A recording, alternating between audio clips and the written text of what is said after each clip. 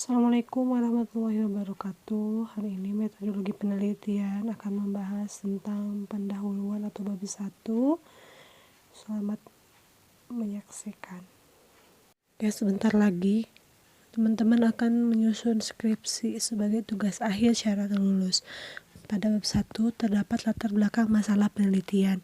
Pertanyaan pertama yang menjadi dasar dalam melakukan penelitian adalah masalahnya apa sih? Kemudian tujuan penelitiannya apa? Untuk itu, sebelum melakukan penelitian, peneliti terlebih dahulu harus dapat menjabarkan masalah yang menjadi perhatian dalam penelitian tersebut. Penjelasan terkait dengan masalah penelitian disampaikan dalam latar belakang penelitian yang menjabarkan tentang situasi, keadaan di mana masalah tersebut terjadi atau timbul. Keadaan atau situasi ini menunjukkan objek dari penelitian yang akan dilakukan. Di samping itu, situasi dan keadaan juga menggambarkan penyebab yang mengakibatkan masalah itu terjadi. Sebaiknya untuk itu akan lebih jelas bila dalam menyampaikan keadaan atau situasi masalah yang terjadi sebaiknya didukung atau ditunjukkan oleh data yang mendukung penjabaran situasi tersebut. Selanjutnya, dalam latar belakang penelitian, dijelaskan mengapa penelitian ini penting dilakukan. Penjelasan yang merupakan alasan-alasan mengapa peneliti ingin melakukan penelitian ini adalah hal yang sangat penting untuk dijabarkan. Pada bagian ini dijelaskan dampak atau keadaan yang dapat terjadi bila masalah yang menjadi pusat perhatian terus terjadi tanpa ditanggulangi. Latar belakang masalah juga menjabarkan tentang lingkup atau batasan dari masalah yang akan diteliti.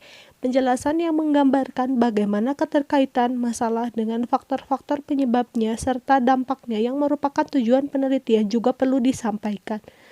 Tidak lupa dalam menyajikan hubungan antar faktor penyebab serta dampak dari masalah yang dilakukan berdasarkan hasil-hasil studi, literatur, dan studi empiris sebelumnya. Latar belakang masalah yang didukung tinjauan atau kajian hasil-hasil studi sebelumnya menjadi salah satu parameter dari suatu penelitian yang sifatnya baik. Kesinambungan keilmuan dari topik penelitian dan menggambarkan kehati-hatian peneliti dalam melakukan penelitian yaitu berdasarkan landasan akademik, bukan berdasarkan opini atau argumentasi sendiri. Secara ringkas, pokok-pokok penulis latar belakang masalah penelitian adalah sebagai berikut. 1. Situasi atau keadaan di mana diduga bahwa masalah yang diteliti tadi timbul. Jadi, situasi dan keadaannya di mana. 2. Alasan-alasan ataupun sebab-sebab mengapa peneliti ingin menelaah masalah-masalah yang telah dipilihnya. 3. Hal-hal yang telah diketahui atau belum diketahui mengenai masalah yang akan diteliti. 4. Pentingnya penelitian tersebut, urgensinya, baik secara teoritis dan atau secara praktis. Menurut Sugiono, tahun 2014, menyatakan bahwa yang dimaksud dengan masalah adalah suatu kondisi atau keadaan di mana terjadinya penyimpangan dari kondisi yang terjadi dengan kondisi yang ideal. Penyimpangan ini dapat berupa perbedaan antara yang dijalankan dengan apa yang direncanakan atau perbedaan antara pernyataan dalam teori serta apa yang terjadi di lapangan. Misalnya, dalam suatu teori dinyatakan bahwa produktivitas tenaga kerja akan sangat ditentukan oleh kompetensi dari sumber daya manusia atau SDM-nya. Namun, pada kenyataannya, dalam satu organisasi dengan SDM yang lebih baik ternyata menunjukkan kinerja yang lebih buruk. Kondisi ini menggambarkan bahwa ada faktor penyebab lain yang mengakibatkan organisasi dengan SDM yang lebih baik tapi memiliki kinerja yang sebaliknya. Di samping itu, masalah juga dapat ditinjau berdasarkan hasil yang tidak sesuai dengan harapan yang dapat diduga ada faktor yang menjadi kendala tidak tercapainya hasil tersebut. Ketika laporan keuangan suatu rumah sakit menunjukkan tren yang menurun, sementara pada tahun tersebut, organisasi telah melakukan banyak perubahan, inovasi, dan investasi. Pada sisi lain, rumah sakit lain menunjukkan peningkatan pendapatan dan keuntungan. Hal ini menjadi petunjuk atau gambaran adanya masalah pada organisasi tersebut. Di samping itu, Masalah juga dapat ditinjau berdasarkan perubahan-perubahan yang terjadi, baik perubahan dari perilaku dari manusianya, teknologi, atau perubahan pada regulasi-regulasi pemerintah, baik yang mengatur proses produksi, penggunaan bahan, ataupun bentuk-bentuk lain seperti perlindungan konsumen dan sebagainya.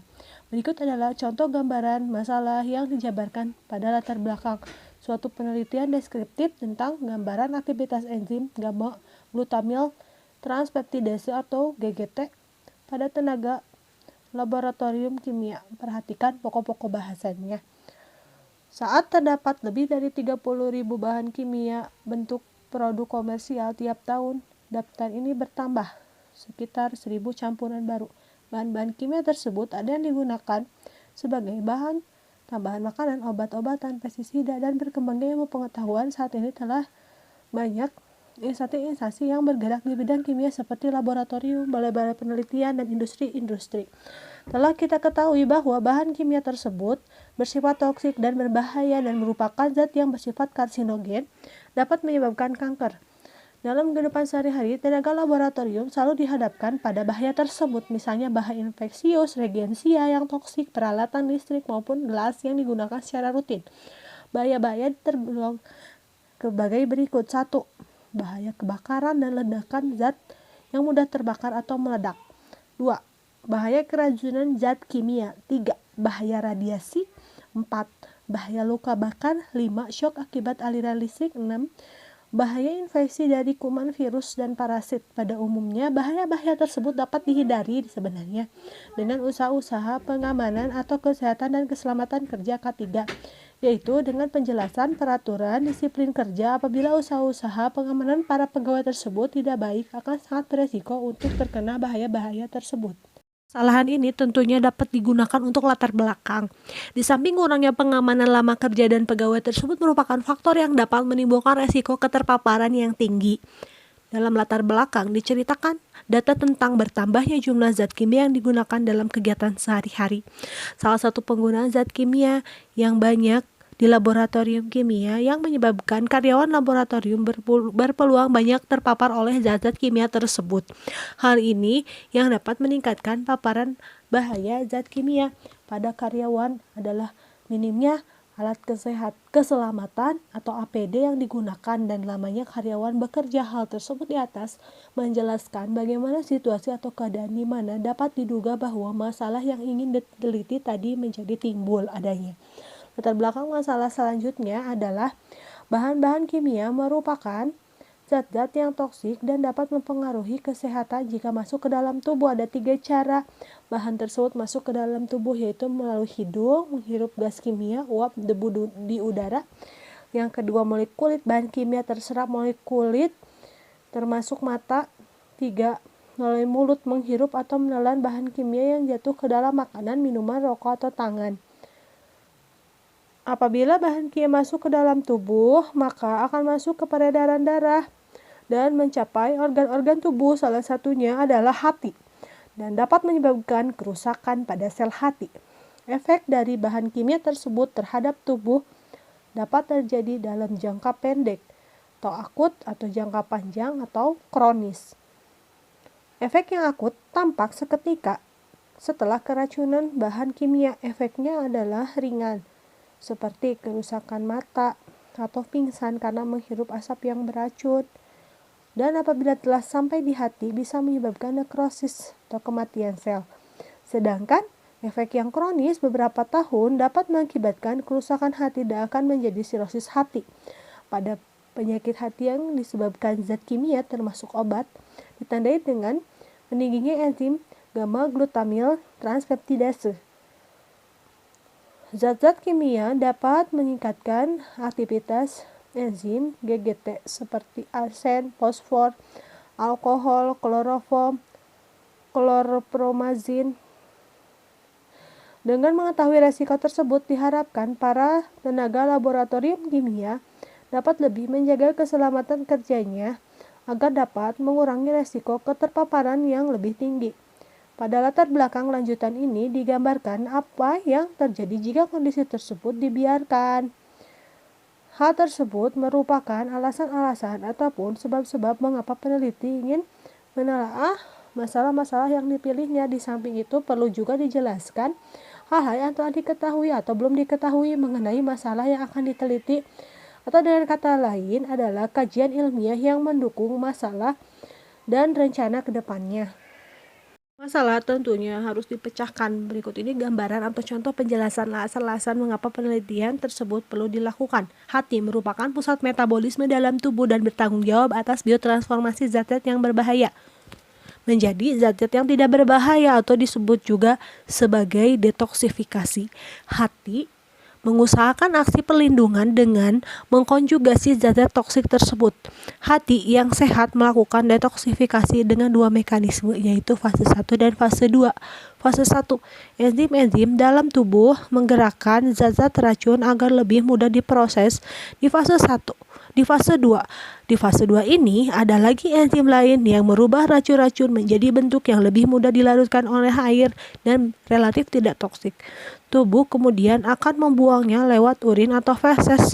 Tanpa fungsi hati yang baik, banyak toksin atau obat yang akan terakumulasi di tubuh dan tidak bisa dikeluarkan karena sulit larut di dalam air. Dengan demikian, pada hati yang kurang berfungsi baik akan lebih banyak racun yang beredar ke dalam tubuh melalui darah. Enzim adalah protein atau senyawa organik yang dihasilkan oleh sel hidup atau sel manusia juga. Enzim merupakan katalisator biologis yang mempercepat reaksi kimia di dalam sel hidup. Enzim tersebut ada yang spesifik untuk suatu reaksi, tetapi ada pula yang reaksinya dapat dikatalisis oleh bermacam-macam enzim tapi dalam golongan yang sama.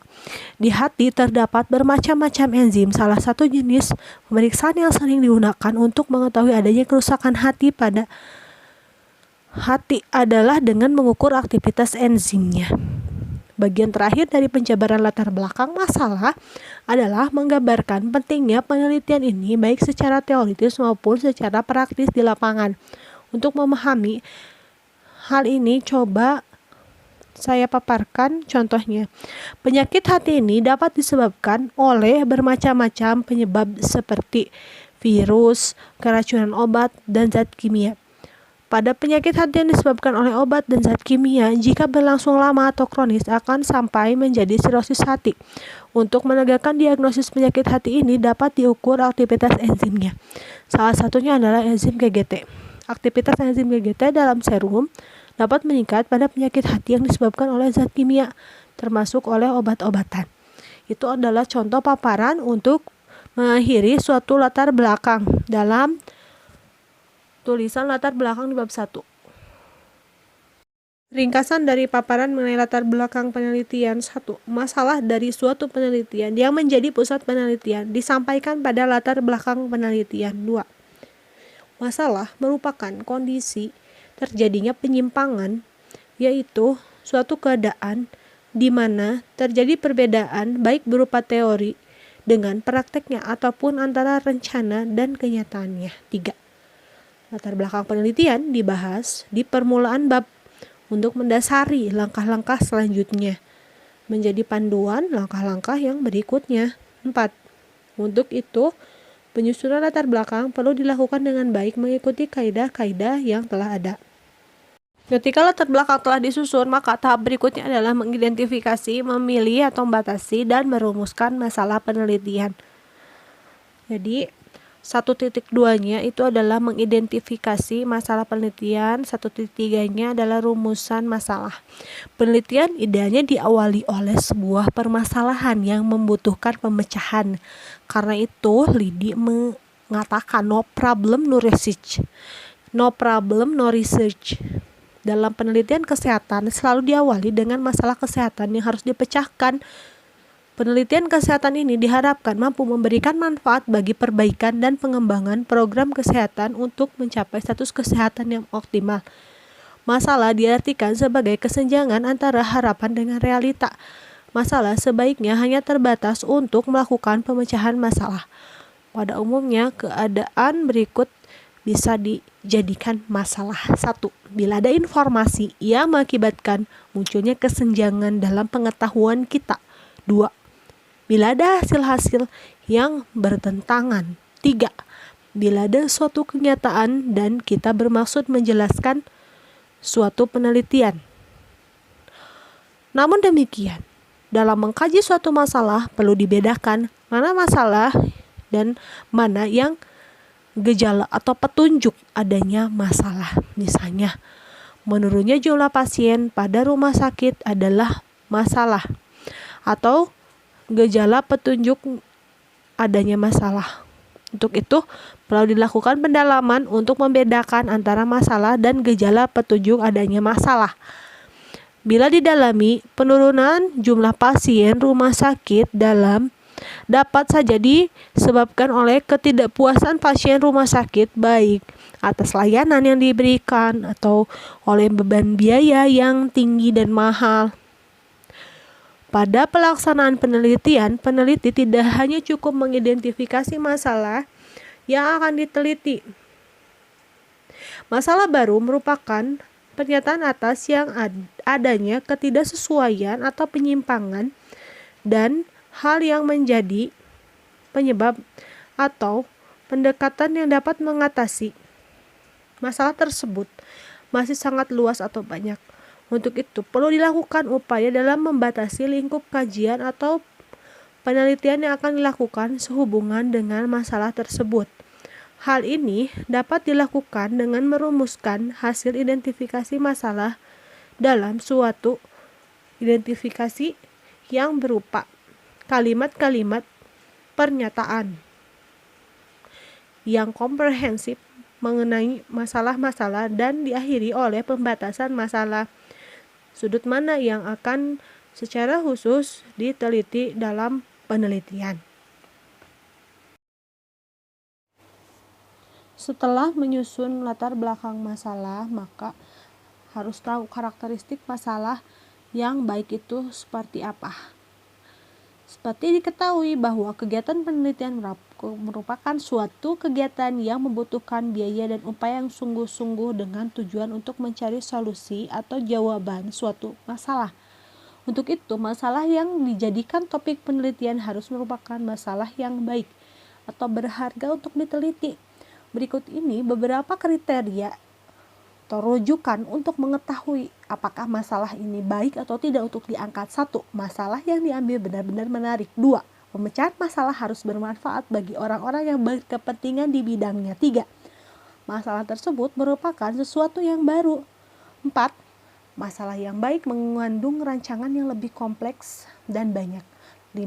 Masalah tersebut dapat diselesaikan dalam suatu penelitian sesuai dengan waktu yang diinginkan. Terakhir, masalah tidak bertentangan dengan moral dan norma. B. Fungsi perumusan masalah.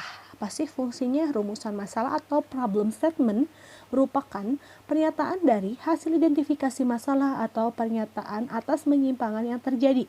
Misalnya, pernyataan atas menurunnya jumlah pasien rumah sakit karena rumusan masalah merupakan pernyataan dari penyimpangan, maka problem statement dari masalah menurunnya jumlah pasien di rumah sakit adalah menurunnya pasien rumah sakit X. Selanjutnya, rumusan masalah ini dikembangkan menjadi masalah penelitian.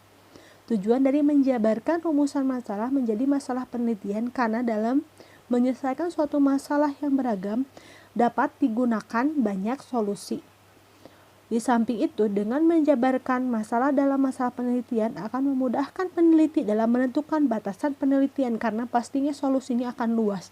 Sementara batasan penelitian ini sangat penting untuk menentukan kapan penelitian selesai dilakukan. Dari penjelasan di atas dapat diketahui mengapa perumusan masalah menjadi salah satu tahapan yang penting dalam kegiatan penelitian. Tanpa rumusan masalah, suatu kegiatan penelitian akan menjadi sia-sia dan penelitian menjadi tidak terarah. Karena itu, perumusan masalah memiliki fungsi. Fungsi pertama, sebagai pendorong atau sebagai penyebab kegiatan penelitian itu menjadi ada dan dapat dilakukan. Fungsi kedua, sebagai pedoman, penentu arah, atau fokus dari suatu penelitian. Namun demikian, perumusan masalah ini bukan harga mati. Akan tetapi sangat bergantung kondisi di lapangan dapat berkembang dan berubah. Fungsi ketiga, sebagai penentu jenis data. Melalui perumusan masalah, peneliti menjadi tahu mengenai data bagaimana yang relevan dan data yang bagaimana yang tidak relevan bagi kegiatan penelitiannya. Akan jadi tahu seperti apa arah matlaib atau bab 3-nya kalau sudah tahu rumusan masalahnya. Dengan ada perumusan masalah penelitian, maka akan mempermudah para peneliti dalam menentukan apa yang akan menjadi populasi dan sampel dalam penelitiannya. Sementara itu, dalam mengembangkan rumusan masalah menjadi masalah penelitian dapat dilakukan dengan cara mengajukan pertanyaan siapa atau apa atau what, di mana atau where, bila mana atau how, bagaimana, dan mengapa atau why. Hal ini mengacu pada pernyataan dari Scaran 2003. Masalah menyatakan bahwa masa penelitian merupakan pernyataan yang dinyatakan dengan jelas, dengan tepat, dengan ringkas tentang hal-hal yang akan diteliti atau diselidiki dengan tujuan untuk mencari jawaban atau solusi dari masalah tersebut. Misalnya, dari rumusan masalah, terjadi penurunan jumlah pasien di rumah sakit dapat dijabarkan dalam masalah penelitian 1. Apa yang menyebabkan terjadinya penurunan jumlah pasien? 2. Siapa yang bertanggung jawab atas menurunnya jumlah pasien? 3. Bagaimana menghindari terjadinya penurunan jumlah pasien? 4. Mengapa terjadi penurunan jumlah pasien? Sedangkan cara menemukan suatu masalah ada 4 cara. 1. Banyak melakukan pengamatan terhadap pelaksanaan dan fenomena kesehatan yang cermat dan jeli. Jadi, kuncinya adalah melakukan pengamatan. 2. Membangun sikap kritis dan skeptis yang sehat sehingga selalu mengajukan pertanyaan mengapa, kenapa, apa sebabnya, dan lain sebagainya. Jadi, kedua adalah kritis. 3. Membaca publikasi ilmiah di bidang kesehatan baik jurnal, laporan berkala yang diterbitkan atau yang ada di internet. Kunci ketiga adalah membaca. 4. Memaparkan diri pada stimulasi dan iklim ilmiah, misalnya hadir dalam diskusi, sarjana kesehatan, seminar. Jadi yang keempat adalah masuk ke dalam forum diskusi. D. Langkah-langkah untuk mengidentifikasi masalah. 1. Memilih tema berdasarkan pengamatan selama ini.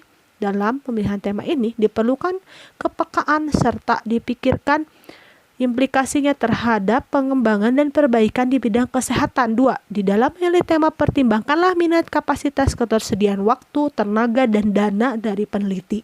3. Menyempatkan diri mengamati secara langsung untuk mengamati atau mempelajari masalah yang mungkin menjadi tema kita. 4. Gunakan metode kuantitatif sederhana, misalnya kuesioner tertutup atau metode kualitatif wawancara, FGD, dan observasi sederhana untuk mengetahui dan mengidentifikasi masalah secara lengkap. 5. Pelajari literatur yang berhubungan dengan tema tersebut atau bacaan-bacaan yang mendukung majalah atau koran. 6. Diskusi dengan teman sejawat ataupun orang-orang yang berhubungan dengan tema masalah tersebut yang dianggap paham. 7. Diseminarkan dengan teman sejawat untuk memperoleh umpan balik atau saran demi menetapkan masalah dan perencanaan penelitian secara rinci ke depannya. Suatu hal atau fenomena dapat disebut masalah yang cukup bermakna atau signifikan apabila 1. Ada waktu tertentu atau kejadian atau fenomena yang terjadi dalam batas waktu tertentu. 2. Berhubungan dengan masalah praktis. 3. Berhubungan dengan populasi yang luas dan banyak yang terdampak. 4. Dapat mengisi kesenjangan yang terjadi sehingga menjawab atau memecahkan persoalan yang ada. 5. Dapat digeneralisasikan dan dimanfaatkan hasilnya nanti apabila dilakukan penelitian. 6. Mempertajam definisi suatu konsep atau hubungan konsep. 7. Mempunyai banyak implikasi pada masalah praktis yang luas. 8. Dapat memberikan kreasi untuk menyusun instrumen untuk observasi dan analisis. 9. Memberikan kesempatan untuk pengumpulan data. Jadi ada cara untuk mengumpulkan datanya. 10. Memberikan kemungkinan untuk melakukan eksplorasi atau pembahasan terhadap data yang telah diperoleh. Salah satu cara untuk membuat perumusan masalah yang baik adalah menyempitkan permasalahan dari yang bersifat umum menjadi yang lebih khusus dan menjadi masalah spesifik dan siap diteliti. Mula-mula adalah yang umumnya faktor-faktor penyebab kesalahan dalam proses analisis, misalnya penyaringan identifikasi masalah. Lalu dipersempit menjadi jenis kesalahan dalam proses analisis. Jadi dalam faktor-faktor penyebab kesalahan itu sangat luas. Salah satunya yang dibahas di dalamnya adalah jenis kesalahan dalam proses analisis. Penyaringan formasi masalah menjadi lebih sempit. Lalu dipersempit lagi menjadi kesalahan analisis yang muncul. Penyaringan seleksi masalah. Jadinya masalahnya lebih khusus lagi berupa kesalahan analisis yang sering muncul. Masalah yang khusus dengan tujuan penelitian yang dinyatakan. Gambar mengilustrasikan peran identifikasi masalah dalam mengembangkan perumusan masalah, yaitu proses penyaringan mulai dari yang umum sampai dengan masalah yang khusus. Masalah dimulai saat adanya pemikiran tentang kesalahan yang umum terjadi di laboratorium medik, kemudian masalah tersebut dipersempit menjadi proses penyaringan perumusan masalah dan selanjutnya ke penyaringan pemilihan masalah yang akan diteliti dengan disertai tujuan penelitiannya. Cara penulisan rumusan masalah. Rumusan masalah yang baik sebaiknya ditulis dengan suatu kalimat yang efektif. 1. Kata-kata sederhana, jelas, konkret, dan lugas. 2. Mengungkapkan kedudukan masalah dan kaitan dengan teori. 3. Mengungkapkan kekhususan masalah dibanding dengan teori yang ada. 4. Mengungkapkan hubungan fungsional antar variabel-variabel yang terdapat di dalam masalah. 5. Menggambarkan latar belakang penelitian, teori yang mendasari, dan asumsi yang melatar belakangi analisis masalah. F. Cara untuk memformulasikan masalah. 1. Dengan menurunkan masalah dari teori yang telah ada, seperti masalah pada penelitian eksperimental. 2. Dari observasi langsung di lapangan. Jadi selain diperoleh dari teori, bisa juga masalah itu hasil observasi dari lapangan, seperti yang sering dilakukan oleh ahli-ahli sosiologi. Jika masalah diperoleh di lapangan, maka sebaiknya juga menghubungkan masalah tersebut dengan teori-teori yang telah ada sebelumnya masalah tersebut diformulasikan. Ini bukan berarti bahwa dalam memilih penelitian yang tidak didukung oleh teori tidak berguna sama sekali, karena ada kalanya penelitian tersebut dapat menghasilkan dalil-dalil atau teori baru dan dapat membentuk sebuah teori yang baru. Hanya jika tidak ada teori untuk level di tingkat pendidikan atau studi, itu menjadi sulit untuk dapat ditulis di bab 4 atau pembahasan, akan sulit dihubungkan dengan teori-teori yang telah ada atau penelitian-penelitian sebelumnya. Jadi sebaiknya apabila untuk skripsi, pilihlah yang teorinya memang ada.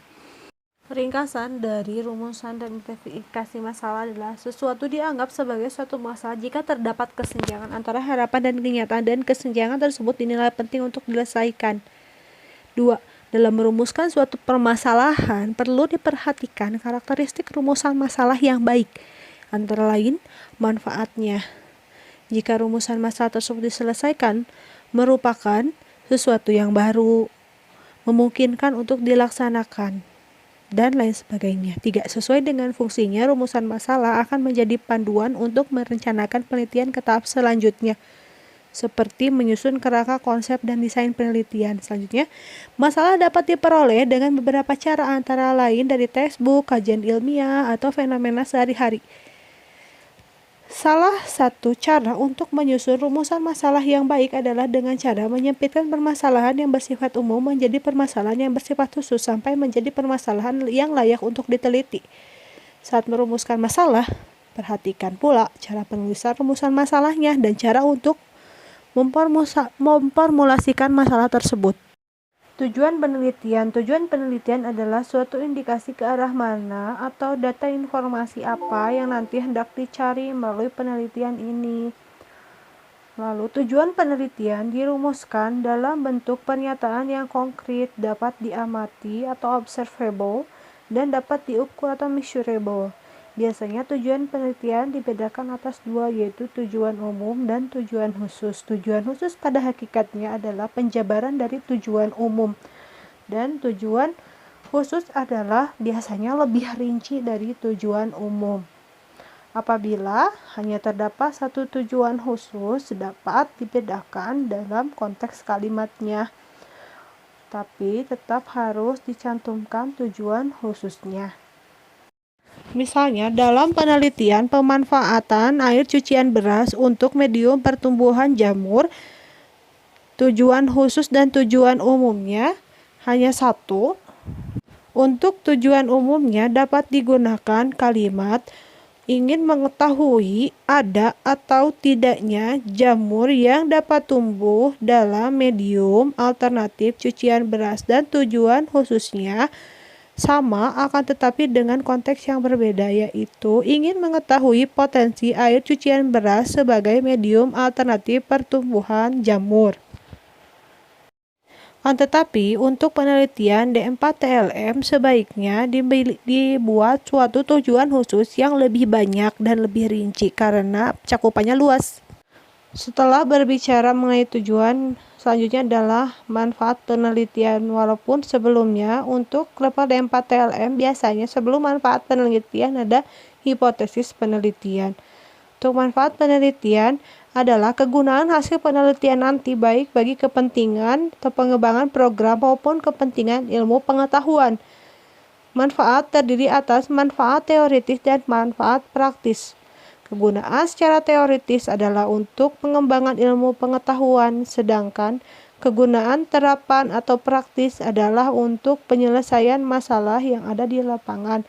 Harus diingat juga dalam manfaat penelitian harus disebutkan pihak mana yang nanti akan menerima manfaatnya. Jangan tidak disebutkan, harus disebutkan siapa yang nanti akan menerima manfaat jika penelitian berhasil atau selesai dilakukan. Ini adalah referensi yang telah digunakan untuk pembuatan materi ini. Terima kasih. Wassalamualaikum warahmatullahi wabarakatuh. Semoga bermanfaat.